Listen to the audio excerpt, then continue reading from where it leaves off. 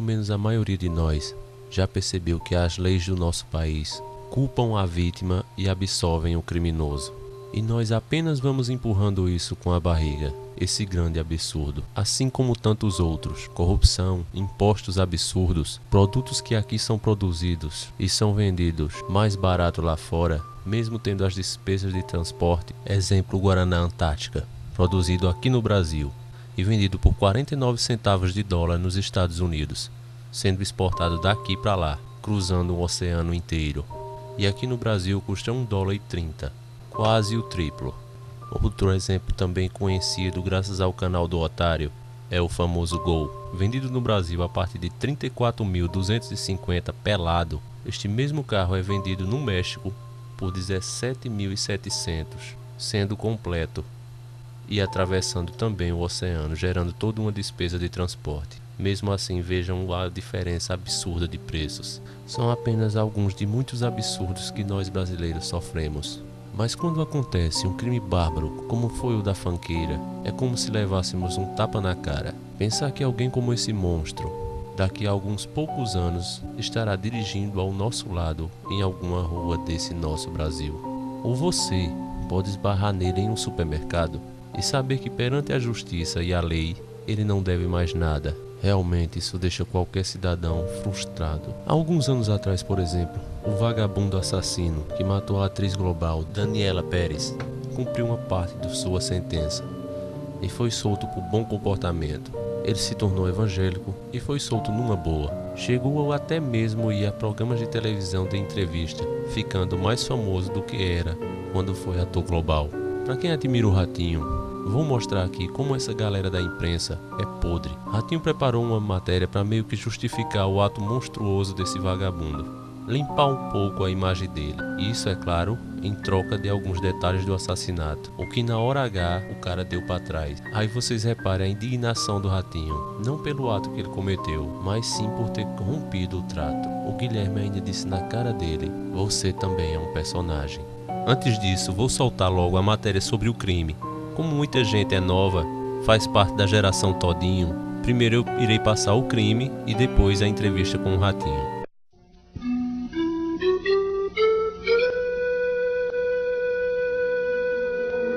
A fronteira entre a ficção e a realidade sempre foi tênue na vida de Daniela. Par romântico com o ator Raul Gazola na novela Cananga do Japão, da Rede Manchete, acabou se transformando em casamento. Anos mais tarde, em um enredo criado pela mãe, a escritora Glória Pérez, ela interpretava a jovem Yasmin, namorada de Bira, vivido pelo ator Guilherme de Pádua. Ele emprestava à personagem um tom muito agressivo, que a personagem não tinha. Estúdios Taikon, Zona Oeste do Rio, 28 de dezembro de 1992. Naquela tarde, foi gravada a cena da separação entre Bira e Yasmin. Mas quem sofreu foi Guilherme, que teve uma crise de choro após a gravação. Os dois ainda foram vistos juntos por volta das 9 horas da noite, quando saíam do estúdio. A última imagem de Daniela com vida foi registrada por 2 crianças. 2 horas depois, o corpo da atriz foi encontrado em um matagal da Barra da Tijuca, a alguns quilômetros do estúdio. Daniela havia sido assassinada com 16 golpes de um objeto perfurante. O crime chocou os amigos da atriz, mas a perplexidade aumentaria no dia seguinte, no velório de Daniela, quando a notícia caiu como uma bomba. Guilherme de Pádua havia confessado o crime. O Brasil inteiro parou. O presidente da República havia renunciado, mas o assassinato foi o assunto do dia. No apartamento do sogro de Guilherme, a polícia encontrou a possível arma do crime e pedaços de gesso que eram parte da imagem de indução. Surgiu a hipótese de Daniela ter sido morta em um ritual de magia negra e os policiais passaram a suspeitar. A prova testemunhal exerce especial importância num tribunal do júri. No caso Daniela Pérez, a principal testemunha de acusação é o advogado Hugo da Silveira, que passava de carro pelo local onde o corpo da atriz foi abandonado.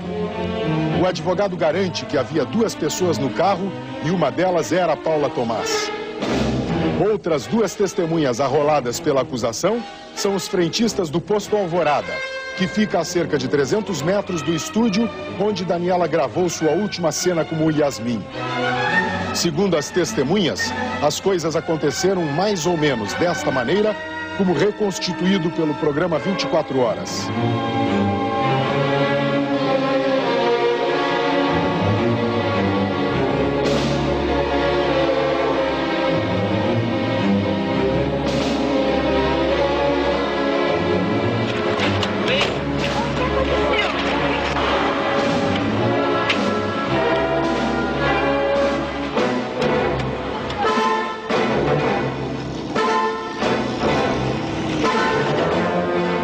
Outra testemunha importante para a acusação é o também frentista Antônio de Moraes, de outro posto de gasolina, que lavou o banco traseiro do carro de Guilherme de Pádua na mesma noite do crime, que estaria sujo de sangue. Todos estes depoimentos serviram para os promotores do caso construírem a tese de acusação. Daniela Pérez foi vítima de uma emboscada. Que o crime foi premeditado. Saíram de casa já munidos de lençol, de punhal, fizeram uma interceptação da Daniela próximo aos estúdios da Taikon, ali próximo de um posto de gasolina logo adiante naquela avenida, e interceptaram a Daniela. O Guilherme desferiu um violentíssimo soco que ela deixou desacordada, colocou-la dentro do carro. Ela sofreu os golpes, os ferimentos dentro do automóvel e depois levaram a Daniela já morta, pode ser também desacordada, para o local onde o corpo foi encontrado. Viveu os últimos dias de 92 tentando entender um crime. A morte da atriz Daniela Pérez. Realidade? Ficção? Não dá para acreditar que alguém seja capaz de matar uma pessoa de 22 anos com toda a vida pela frente. Eu só peço isso, justiça e consciência das pessoas. Que drama terá gerado a tragédia que nenhum autor ousou imaginar? Daniela, 22 anos, atriz. Entre as mulheres. Agora sim que você está por dentro do ato monstruoso que esse cara fez, vamos ver a linda matéria que o Ratinho iria fazer sobre ele se ele não tivesse farrapado. Ele só ficava trancado dentro de casa. Foi então que um amigo resolveu ajudá-lo. Ofereceu a ele um emprego numa agência de publicidade e trouxe o Guilherme para a Igreja Batista da Lagoinha. Esse amigo achou que para ajudá-lo de verdade não bastava dar a ele simplesmente trabalho. Era necessário dar mais alguma coisa. Um fio de esperança. Alguma coisa em que ele pudesse se apegar e onde teria mais chances de não ser discriminado. Mas ele não foi recebido por todo mundo de braços abertos quando começou a frequentar a igreja. Existem pessoas de vários níveis de maturidade, né? E alguns podem não entender e ficar alarmado, né? Preocupado. Paula Maia foi uma das pessoas que reagiram mal à presença de Guilherme nos cultos. Eu falei assim, gente, que absurdo. Como é que pode um pastor deixar um cara desse frequentar a igreja? Senhor, ó Deus, abençoe cada um na sua posição. Durante 8 anos, ele era mais um entre as 6.000 pessoas que participam do culto aos domingos. Traga mais 10. Até que um dia, os pastores resolveram lhe oferecer um emprego. Além de responder por computadores e equipamentos, Guilherme coordena um grupo de teatro na igreja. É visível que ele sente saudades dos tempos em que era ator. Vamos fazer junto, ó. A Igreja Batista da Lagoinha tem mais de 130 trabalhos voltados à população. Atende desde moradores de rua até gente deprimida que não quer mais viver. A convivência com uma comunidade tão carente tem o poder de tornar as pessoas sensíveis à dor dos outros. Guilherme passou pelo mesmo processo e ajudou a mudar a vida de quem, como ele, não tinha mais esperanças. Guilherme se uniu a um grupo de motoqueiros, os Águias de Cristo, que tentam resgatar pessoas afastadas da fé. função da igreja é essa, de reabilitar o cidadão e recolocá-lo à sociedade. Tem feito uma grande diferença no nosso meio, salvando vidas, recuperando pessoas. Na vida pessoal, Guilherme tenta ser a pessoa mais comum possível. Cria 3 cachorros abandonados que recolheu da rua e tem se mostrado um bom marido. Sim, ele se casou de novo. Lembram daquela moça que reagiu mal quando Guilherme entrou na igreja? Como é que pode um pastor deixar um cara desse frequentar a igreja? Por ironia do destino, ela também se chama Paula e se apaixonou por ele. A família dela ficou em pânico. Minha mãe, assim, na hora assustou. Ela assustou, mas foi aquele susto de mãe, acho que ela assustou mais porque éramos as 2 filhas mais novas e eu acho que ela tomou um choque, tipo assim, a minha filha tá apaixonada, um cara que tá, né, o pessoal fala na mídia, é mais velho. Guilherme e Paula Maia estão casados há 4 anos. A pergunta que qualquer um faria é óbvia. Será que ela não teve medo? Falar que eu não tive medo é mentira, mas não o medo do Guilherme de Pádua. Era o medo de não dar conta de carregar com ele, de suportar com ele o fardo que ele carrega. Que ninguém se engane, porém, achando que o passado está esquecido. Fora da igreja, por onde ele anda, sempre vai ter alguém para lembrar. E as lembranças que mais o atacam são aquelas que ele mesmo carrega. Guilherme, no que você transformou a sua vida?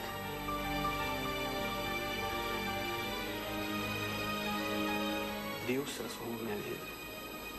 Eu não transformei minha vida. Eu estraguei minha vida, né? Mas é engraçado você perguntar o que eu transformei minha vida hoje. Porque Deus, assim, tem feito maravilhas para uma pessoa que não merece. Pessoa considerada a pior pessoa do mundo. E tantas coisas têm acontecido. Tantos amigos, tantas pessoas queridas, pessoas que me amam. E eu tenho experimentado, assim, que a gente fala da glória de Deus. Essa parte vou parar por aqui porque, sinceramente, amigos, eu estou enjoado com tanta canalice. Você perguntou depois? Pra você não achar que eu... Não, eu só voltei porque fica parecendo assim, que você... Ah, não, porque você... A reconstituição... Não, você... O que eu tô te falando é o seguinte... Você falou, eu vou usar a da acusação. Você não falou pra mim o motivo. Então sempre a acusação você tá não certa. Falou, e não posso falar. Meu desejo era vir aqui falar. Você não falou se... você acabou dando a versão que você foi o autor e a outra foi o segundo você, Não, eu falei com você que a condenação, a decisão da justiça, o Ministério Público nos acusou, dizendo... Mas você aceitou. Eu aceitei? Claro. Não, eu perdi de 5-2 no tribunal. Dois votos a mais, eu ganhava. 5-2, não foi 7-0 não, tá? E eu era o primeiro réu, porque quando a minha ex-esposa foi, ela perdeu de 4-3. Muito bem. Mas você já pensou em pedir perdão para a mãe da vítima? Muitas vezes. Eu já quase fiquei maluco pensando nesse assunto. Eu já vi o filme, E você acha que ela vai te perdoar? Eu espero que ela... Veja bem, o que eu mais desejo é a felicidade das pessoas que eu causei dor. Não da forma que a imprensa falou, dessa pessoa que fez tudo assim. Enfim, o sacrifício que eu seria capaz de fazer. Mas você não falou no programa aqui aquilo que todo mundo queria que você falasse, aquilo que eu queria que você falasse. Eu peço perdão por isso. Acho que o tempo do seu programa não dá também pra gente detalhar, não. Não, você ia ficar me enrolando 2 horas. Não. Você é ator. Não, você também é. Você é ator, isso é um personagem também. Sabia. Agora veja bem. Você é isso é um personagem também. Você é isso é um personagem também. Isso é um personagem também. Isso é um personagem também. Ser ator na nossa vida é difícil. Eu sei, mas o que eu tô dizendo, Ratinho, olha só. Aqui, um programa seu, comigo não falaria. Sabe o que seria o certo? Seria a gente pegar o caso, pegar as provas e você falar assim, você tá dizendo que aconteceu isso e essa prova. Como é que eu vou falar? Me traz um papel dizendo que eu posso. Nós voltamos. No mínimo ele falou isso porque ambos já haviam combinado o que seria dito no ar. Inclusive nesse trechinho aqui, Ratinho diz, ele me enganou, vejam bem. Mas, lamentavelmente, aconteceu isso. Eu, talvez hoje, não faria de novo, que ele é um canalha, né? Ele é um baita de um canalha. Não respondeu muita coisa que você queria. Ele é um psicopata, ele tentou me enganar no programa, eu fiquei chateado, fiquei revoltado, e eu digo o seguinte, estou arrependido de tê-lo colocado no ar. Para finalizar essa parte, vejamos como o assassino anda hoje em dia.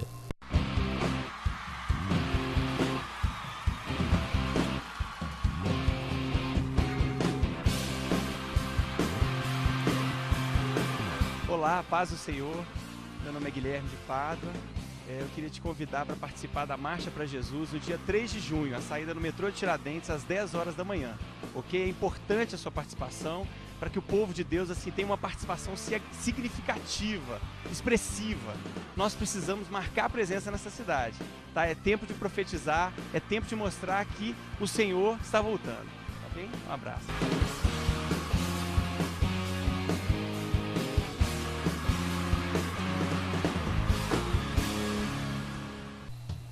Para as pessoas que vão falar sobre o perdão religioso e que todo homem tem direito de se arrepender, lembro a elas que mesmo Jesus, quando estava na cruz disposto a morrer por nossos pecados, Deus não tirou seu filho dali, mesmo sabendo que ele estava disposto a pagar pelos nossos crimes.